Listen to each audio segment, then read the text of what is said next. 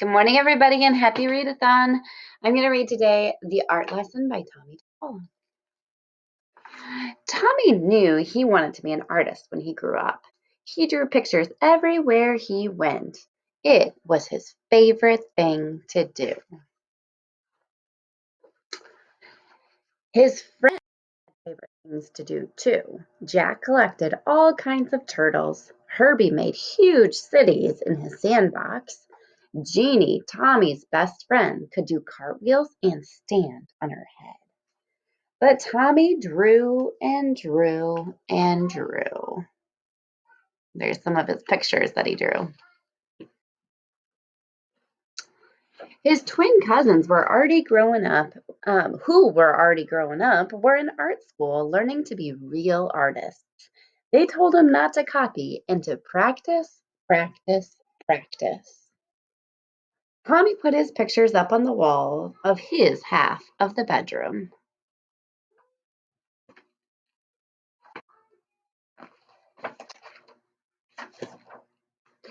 His mom put them up all over their house. His dad took them to the barber shop where he worked.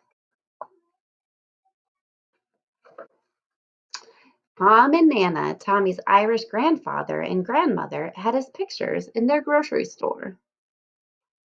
Nana Fall River, his Italian grandmother, put one in a special frame in the table next to the photograph of Aunt Chloe in her wedding dress.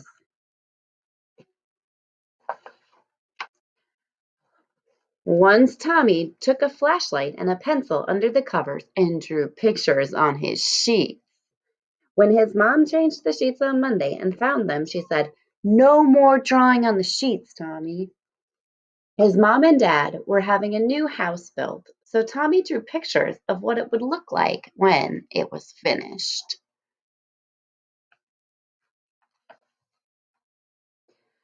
When the walls were up, one of the carpenters gave Tommy a piece of bright blue chalk. Tommy took the chalk and drew beautiful pictures all over the unfinished walls.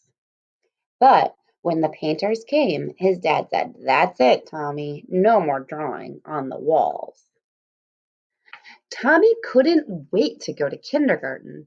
His brother Joe told him that there was a real art teacher who came to school to give art lessons. When um when do we have our art lessons? Tommy asked the kindergarten teacher. "Oh, you won't have until next year," said Miss Bird. "But we are going to paint pictures tomorrow." It wasn't much fun. The paint was awful and the paper got all wrinkly. Miss Bird made the paint by pouring different colored powders into different jars and mixing them with water. The paint didn't stick to the paper very well and it cracked. If it was windy when Tommy carried his picture home, the paint blew right off the paper.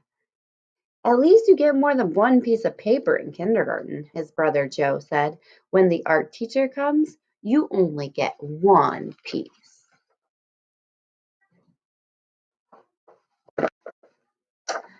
Tommy knew that the art teacher came to school every other Wednesday.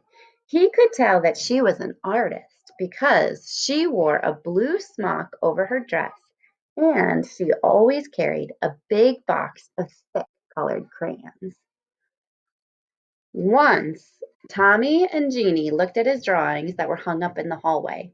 They were done by the first graders. "Your pictures are better," Jeannie told Tommy.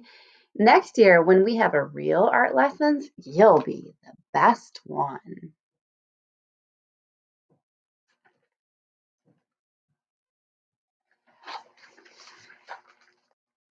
Tommy could hardly wait. He practiced all summer. Then, on his birthday, which was right after school began, his mom and dad gave him a box of 64 Crayola crayons. Regular boxes of crayons had red, orange, yellow, green, blue, violet, brown, and black. This box had so many other colors: blue violet, turquoise, red orange, pink, and even gold, silver, and copper. Class, said Miss Landers, the first grade teacher. Next month, the art teacher will come to our room. So on Monday, instead of singing, we will practice using our crayons.